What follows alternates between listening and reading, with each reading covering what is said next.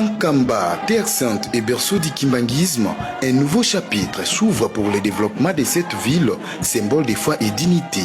Le conseiller direct du chef spirituel en charge de l'économie et développement de l'église, Papa André Mbenza Kiangani, a procédé ce lundi 3 octobre 2025 au lancement officiel du projet de construction des maisons modernes initié par les chefs spirituels et représentants légaux de l'église kimbanguiste, sa divinité Papa Simon Kimbangu Kiangani.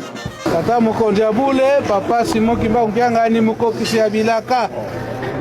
Likambo wana soki ekokeli tango asala to asala te.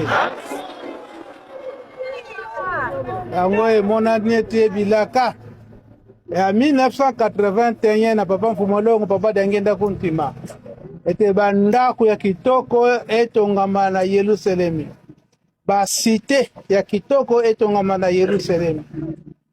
Kendolo yango tobandaki. Kasi ekokani kaka te. Denge bilaka na bango ezali.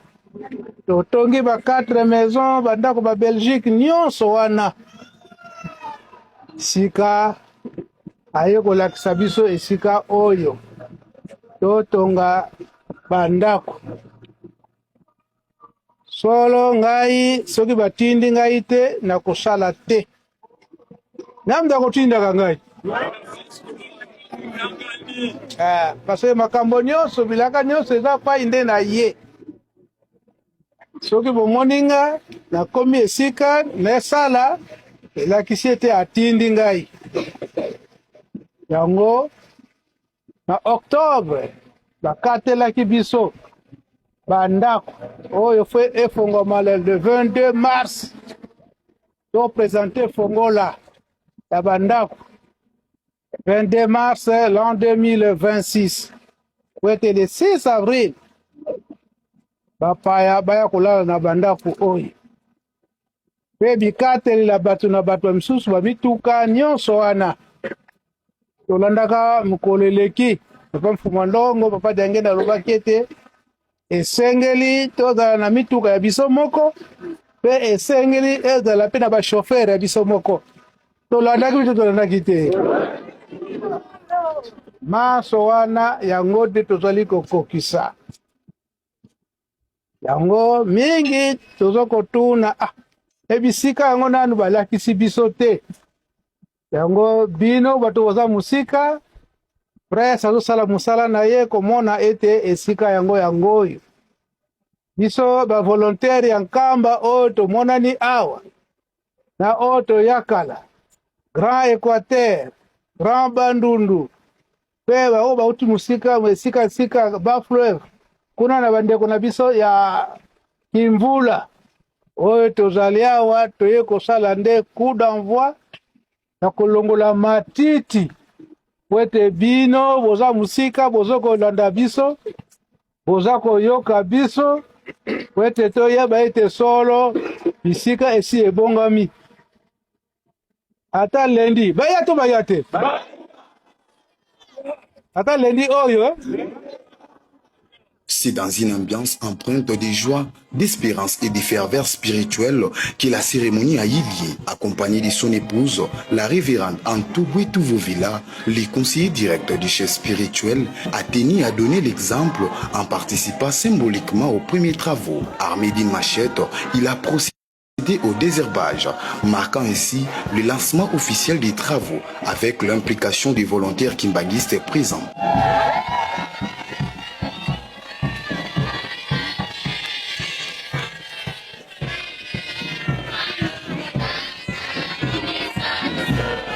Ces vastes projets de construction visent à doter Nkamba de logements modernes destinés à accueillir les pèlerins et visiteurs des marques. Chaque mouvement, association et service de l'église kimbanguiste est chargé de construire un édifice de 7 chambres, tandis que les représentations à l'étranger érigeront chacune une maison de 8 chambres, respectant les standards universels de modernité et de confort.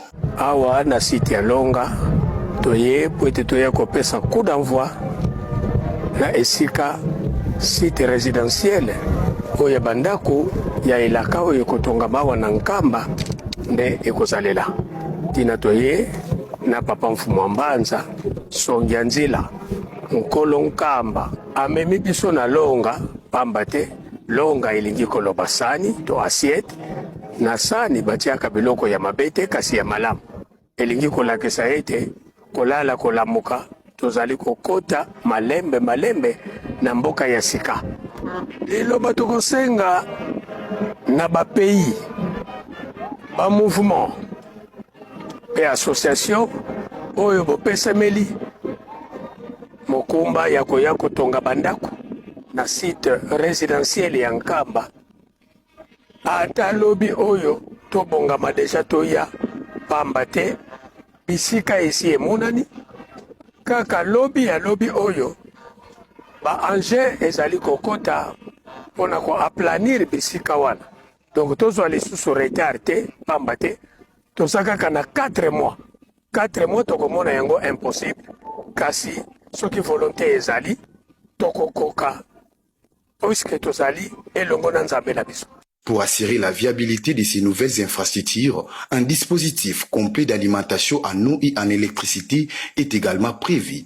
Les gardiens de la Nouvelle-Jérusalem s'est entretenu avec les ingénieurs chargés des travaux déterminés à achever les chantiers avant le 22 mars. Prochaine date prévue pour la remise officielle des clés aux chefs spirituels. Misala oeza kosala maawa ezali misala ya 8 chambres na 7 chambres. Ndenge papa Mokonza pour la célèbre pour lancer yango. Biso en tant que membre ya bureau d'études awa na Nkamba, toza na devoir ya ko accompagner misala yango et ko kosalema dans le délai ndenge papa Mokonza pour la zali kosenga yango. Vraiment pas na biso tozali na premièrement ezali tozali ko respecter ba normes linkoloba ya qualité. Donc ezali oyo to bengi satisfaction ya client à 100%. Donc tant que papa lobby na biso étant que ba technicien tozali ne kokokisa oyo ba yebisi biso. Donc déjà ba iti de salemaki pe tozo continuer ndenge collègue ya uti koloba awa. Donc posta na biso ezali to satisfaire oyo papa azoko senga biso. Une régie moderne de distribution d'eau sera érigée à la périphérie de la cité afin d'alimenter durablement l'ensemble d'Nkamba. Cette initiative marque une avancée majeure dans le développement socio-économique de la cité sainte et traduit la vision prophétique du chef spirituel, faire d'Nkamba un modèle de modernité et de prospérité spirituelle. Il faut dire que le moment où ils allaient un moment à la fois historique et prophétique. Les Kamona de Kamo et Zaline et Lakana Yango, ceux qui ont monté l'élo na mois en novembre, le 3 novembre. Pour être bâtiment, botaba, grande personnalité de monde entier, Bakoya Awa, et logé dans des conditions oyo, Yakitok, Yalokoumoupe. Tous les Congolais, aux à la moto, aux à la catholique, protestant, peu importe, religion, mais aux allés, un Africain, un noir, un esclave, un ancien esclave et ancien colonisé.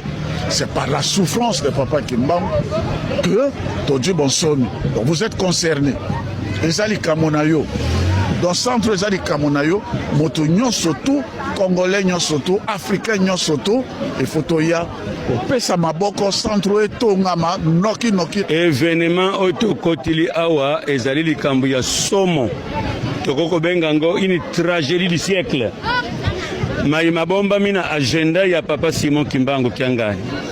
Ye biso to yebike kuna tozokende. Mabota na mabota bakomata wana Nkamba. Na bato bayaka te. Bakoyawa parce que Nzambe za kuningisa mukili. Tangu bakobanda koya na barua bakoluka bamona Nkamba. Parce que talaka ka mukili mubimba eza ya kuningana. Donc papa yebike batu ya ndenge na ndenge ba civilisation biso tokokeli la teke po tozali batu mwindo tokolalisa bango na ba condition ya mabe jamais de la vie. Donc qualité bandako kozala wa nanu etonga mite awa na Nkamba. Et puis po kutana na ba paleo izoko ba zolo nawa bako bandako yako filmer yango bakende kutala bakende komekola.